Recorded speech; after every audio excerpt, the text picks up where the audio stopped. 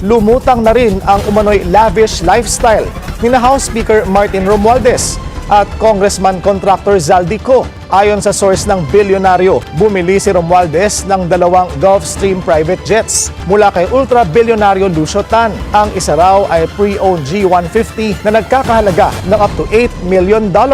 Ang isang G550 na posibleng umabot sa $35 million o 2.6 billion pesos. Si Zaldico naman na nasa Amerika, pinupull out na umano ang kanyang sariling fleet ng luxury jets at choppers sa Pilipinas. Ayon sa mga dokumentong nakalap ng bilyonaryo, pinapa-register na ng kanyang Mercedes Aviation ang fleet nito.